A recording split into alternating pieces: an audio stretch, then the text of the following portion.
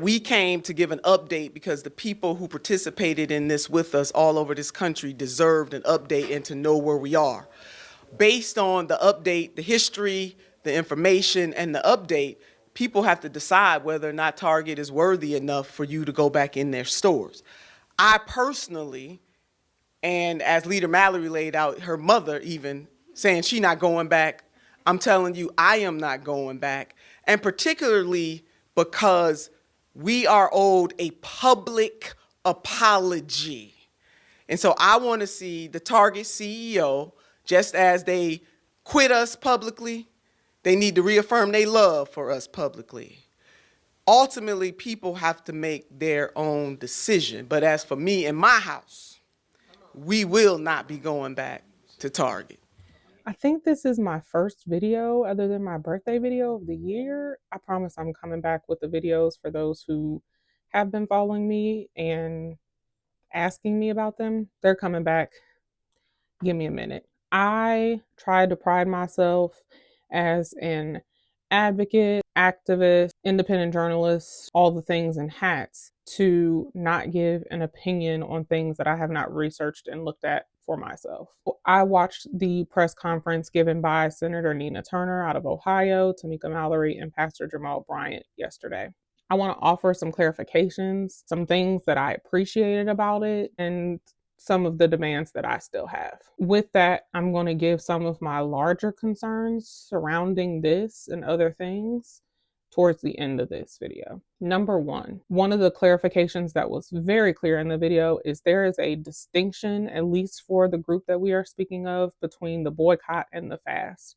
They are not synonymous. The boycott is, I'm going to say, the decentralized work that all of us at different times decided to do against Target.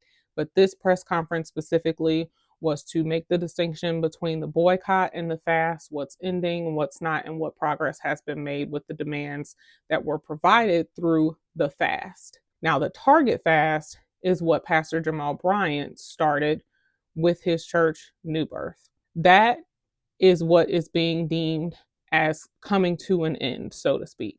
The Target fast entity of the boycott is, and I speak for the Target fast, this is an amalgamation of several different movements that are taking place, but the Target fast entity, which is the faith-based initiative, is claiming victory and giving God glory for what it is that we have done. We are effectively today closing this chapter because we have other fights that we've got to see and other things that we've got to tackle, but I'm grateful and I give God all of the glory for what it is that he's been able to do. So thank you for praying with us, marching with us, and standing with us, and stay tuned for the next fight. But this fight for us has now reached its conclusion. That's not the same thing as the boycott. What I did appreciate was that each one of them essentially said folks are going to have to make their decision for themselves and for their own households. That we came to give an update because the people who participated in this with us all over this country deserved an update and to know where we are. Based on the update, the history, the information, and the update, people have to decide whether or not Target is worthy enough for you to go back in their stores. I personally, and as Leader Mallory laid out, her mother even saying she's not going back, I'm telling you, I am not going back. And particularly because we are owed a public apology. And so I want to see the Target CEO, just as they quit us publicly, they need to reaffirm their love for us publicly. Ultimately, people have to make their own decision. But as for me and my house, we will not be going back to Target. Tamika Mallory said her mama was like, I'm not going back. And Senator Nina Turner also said, I'm not going back. And folks just have to decide for themselves. I did appreciate that because as for me and my household, we're not going back to Target. Target who?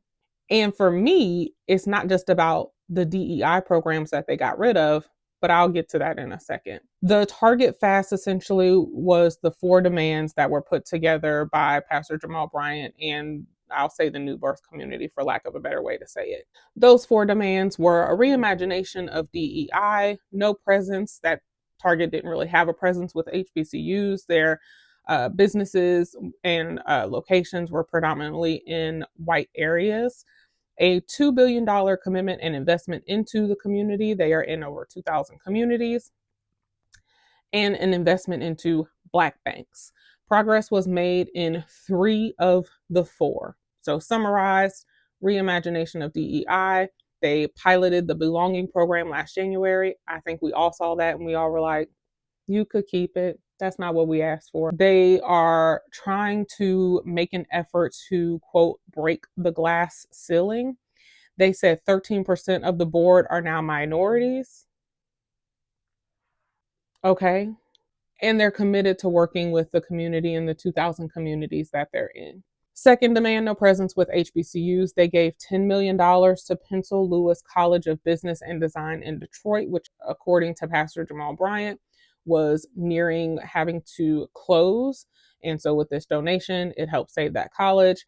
They also gave $18 million to United Negro College Fund, $8 million to Target Scholars, and identified a flagship HBCU with a business program. It was not named in the press conference, so I don't know which flagship HBCU that is. Third commitment is a $2 billion commitment and investment into the community that is 97% complete, according to Pastor Jamal Bryant, by them partnering with Black-owned businesses and creators. No, they were not named, and that should be completed by Easter. They also added $100 million in grants to Black-led organizations. Again, unnamed, don't know. The fourth one is the one that has the least amount of progress. That is the investment into Black banks.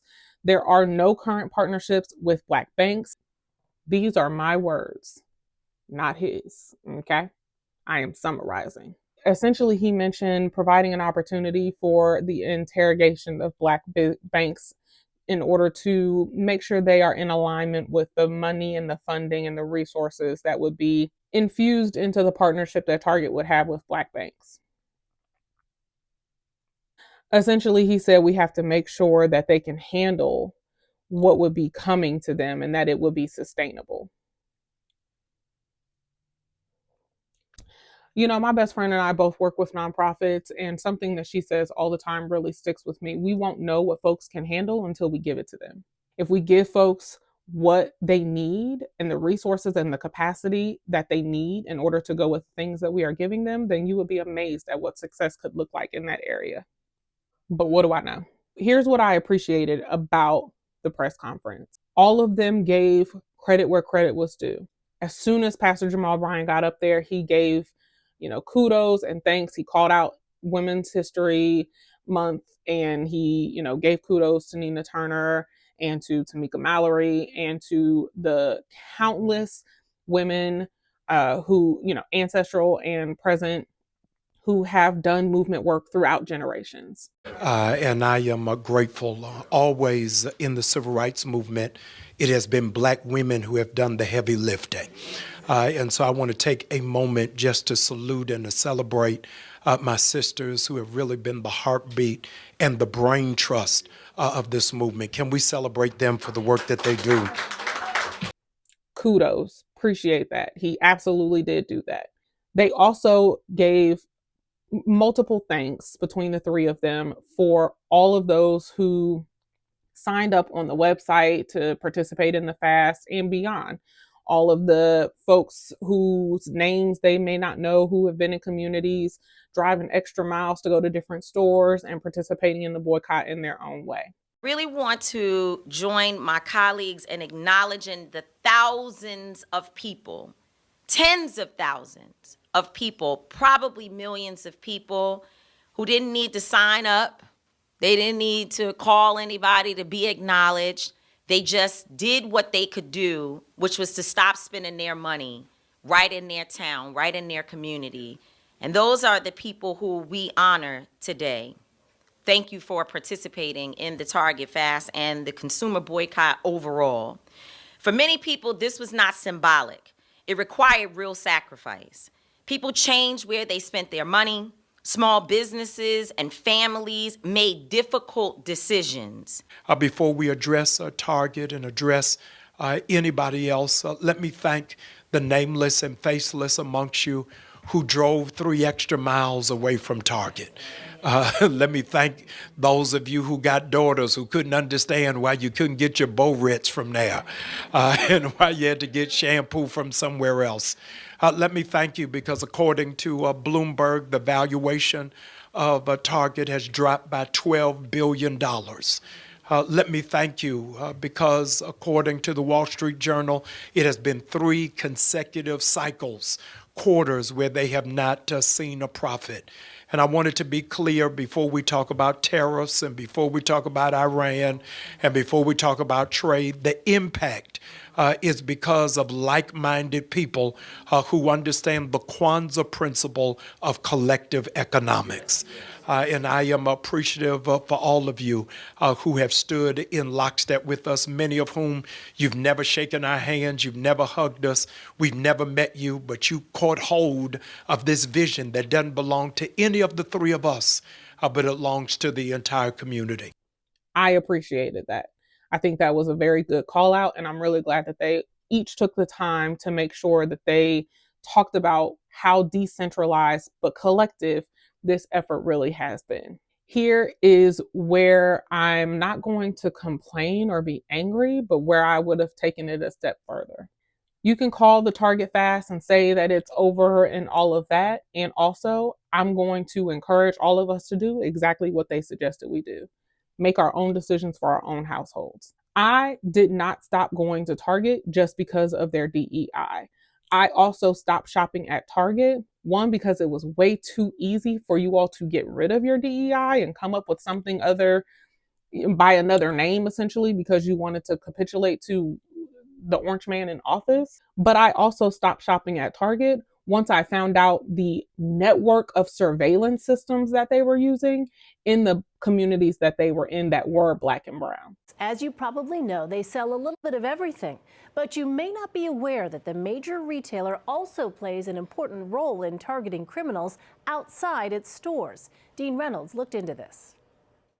Our goal will be to take a photograph of each of the fingerprints that are on this piece of evidence. In the dark recesses of this laboratory near Minneapolis, experts like Rick Lautenbach are busy solving crimes. What do you get convicted of then? So there were a number of crimes, including grand larceny and conspiracy in California. The lab uses the latest in digital forensics to nab suspects. Process those fingerprints and then turn those over to law enforcement. Turn those over because these pressure chambers and rows of computer monitors are not located in a police department. Target National Investigation Center, how can I help you? They're at Target, you know, the retailer. I'm at one of the 1,800 Target stores nationwide, and all of them can be viewed live from several angles at the company's National Investigation Center. I have a problem with that. I have a problem when you are heavily participating with not just local law enforcement, but with federal agencies in order to surveil community members and increase the risk of folks being arrested and targeted in your stores and outside of your stores. That is why I stopped shopping at Target. I canceled my membership as soon as I was able to take some time after they got rid of the DEI and I was able to dig some more into their surveillance system. It looks like maybe it's been disbanded a little bit, but not enough to my liking. And so there are irreparable harms that I think Target has caused in the community. And I agree with Senator Nina Turner when she said you owe everybody a public apology. They mentioned that there was an internal meeting with Target employees where they acknowledged the harms and everything that they caused and the disruption. Great. Most of us don't work at Target. That don't have nothing to do with us. You owe everybody a public apology. You know, they said, we get asked all the time, what made Target the first goal? Why'd you start with Target XYZ? And Nina Turner, cookout invites are canceled until further notice, if ever. She said they were the first ones and the only ones predominantly that were a corporation that we invited to the cookout and you betrayed us. I can't disagree with that. Whether we agree or disagree on if they had a cookout invite or whatever, they used to be and seem to be at least on our side. I remember the Target locations that when they were doing things and we were protesting and active in the streets and their stores were being damaged, they were like, insurance will cover it. These folks are angry and they are rightfully angry. That is the kind of allyship that we always look for. And I say all the time, I don't just want an ally, I want an accomplice. And Target showed themselves time and time again to be an accomplice on the wrong side of things. And I have a problem with that. And so for me, while these demands are good, I feel like it's just another pacification to our community. And time again throughout history, we have accepted certain levels of pacification to just go along to get along so that we can deem something progress or successful and move on to the next thing. I am tired of that. I'm tired of letting these corporations and these companies get away with doing the bare minimum. And for me, all of these things that are listed, while they could be measures of success, it's still the bare minimum for what you have done and could have done to repair the harms that have been caused. Now, let me be clear. My heat and my smoke is not just for Target. My heat and my smoke is for any company, corporation, law firm, and college, university, and anybody else who has automatically bent down at the will and the whims of the orange man in the White House right now. We have got to be willing to make great sacrifices for the change that we actually want to see in our communities, in this country, and really across the globe. And if we are not willing to do that, we will continue to allow our people, our communities, and ourselves to be pacified with the bare minimum. And I'll be damned if I continue to do that. Target may have just been one heavy market or one heavy corporation that we targeted, but look what we did to Papa John's. We chased that man out of that office. Like, our dollar has the power. And I think the more we continue to recognize that, the further along we will get. We are arguing about little things on social media and in communities and in meetings and stuff like that. They trying to kill us. They trying to kill us. And that's not me with a tinfoil hat. That is me looking at the evidence of our air and our water qualities being deregulated, of them allowing PFAS to be in our water and in our food, of the FDA allowing certain things and chemicals to be in our food and water sources that are banned in other countries. We are struggling with healthcare costs in this country while we're spending $1 billion a day on a fight that we didn't even ask for and we didn't even want to get into with our dollars. So my smoke and my heat is not for Nina Turner, Tamika Mallory, or Pastor Jamal Bryant. It's not even just for Target. I am saying we as a people need to, one, decide what we're willing to sacrifice for our communities, for ourselves, for our families, and for our greater good together, collectively. And we need to all put our money where our mouths are. I've seen a couple of people, not everybody and not even a lot, sneaking into Target. I just need this one thing. That's how it starts. But it's not just Target. It's every time you pay $1 for something, that is also a vote. Your vote does not end at the ballot. It also is every time you go into a grocery store. Your vote is every time you decide what store you're going to go to. And yes, it is a privilege for many of us to be able to choose when, where, and what we boycott. I completely understand that. Do what you can. It's the little things. It's not buying Smithfield bacon that we know is causing cancer in Black and brown communities. It is every time we spend $1, we are showing that we have the power. They trying to do everything in their power to make sure that we do not have fair elections anymore. And that includes money from super PACs and everything going into our elections. That is why our vote has to always go beyond the ballot. Go to the ballot, do that too, but also pay attention to where your dollars are spent. For me in my house, they will not be spent at Target anymore. Was it a sacrifice? Yes. I had a membership at Target. I love Target.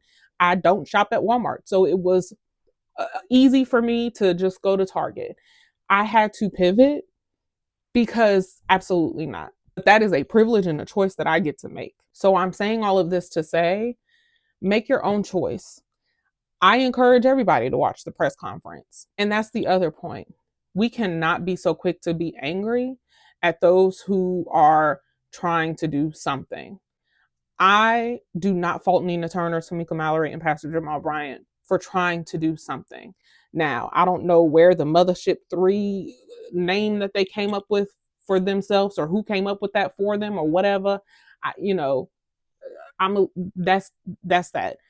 And at the same time, as fate would have it, we called our dear brother, Dr. Jamal Bryant, who at the time was cooking up that target fast. And it all just kind of came together, and that's how we became known as the Mothership 3. I didn't like everything that was said at the press conference. Jamal Bryant said something about HBCUs being an alternative to the school to prison pipeline. I don't even know where to start with that. I think I know what he meant, but no. At the end of the day, we have a very large fight on our hands. It is not just Target. This is a systemic problem where corporations continue to do the bare minimum just to make sure that their bottom dollar becomes the top dollar again. Let's not let them get away with that. Let's not be quick to anger and just pay attention to the headlines. Y'all do your own research. These media companies, most of them are corporate owned, and that includes your local affiliate networks and channels in your city. I live in Atlanta. Most of our channels and newspapers are corporate owned. So every time you're reading something, whether it's a local paper or not, see if it's really independent or who owns it. Follow the money. Always follow the money. And right now, this money is just not talking to me. I don't care what you do, Target. 13% of your board now being minorities means nothing to me. Did you get rid of all of the board members who voted to get rid of your DEI and start a belonging program in the first place? Or are you still just doing enough because you want to satisfy us and appease us and really pacify us to get us back into your stores? This is not just about Target. This is about the system. And we have a very large system to fight. So I understand Jamal Bryant saying we have other fights that we need to do. So we are closing this fight and moving on to the next. He did not say the boycott was over. None of them said the boycott was over. They simply said that here's the progress report that we needed and owed to the community for what we were trying to bring Target to the table about. And for that, I'm grateful. I appreciate that. And also for me, it's not enough. You have to decide what's enough for you. I was editing my video and I just had to turn this back on for a minute and say, I definitely encourage everyone to watch the press conference for yourself, even if just for a period of the conference. It's an hour and 11 minutes. I love Black women so much. They said so much without saying so much. They said so much without saying so much. I do not consider this victory. And I encourage y'all to at least watch parts, if not the whole thing. We have not been able to get all that we have desired, but I am grateful for the strides that we have made, for the Target fast that really reflects the faith-based component of this. We are claiming victory. And I believe that our generation needs to see victory. The reason why that is important is because our generation has only seen settlements. Our generation has only seen settlements and has never seen victory. And so I wanted this generation to know that there is power in your voice. We are collectively the 12th wealthiest nation in the world. And if we, in fact, bring our resources together, we'll be able to make an impact and able to make a change. As a faith-based advocate and activist, this is not victory to me. This is another settlement. And I want to make sure that people who are here, who are trying to figure out where do we go from here, know that you have a choice. You can decide where you would like to spend your money, not just with Target, but with any corporation that you feel has not been a good partner for your dollars. So this is not the end of a movement. While we are growing and evolving and people will be moving on to do other work, this is really an evolution of a movement that we started that should expand and grow because more companies need to be held accountable. More people need to know that Black folks are not to be taken for granted. And so the question now is not about Target. It's really about us. What's next? Who's next? And what do we intend to do?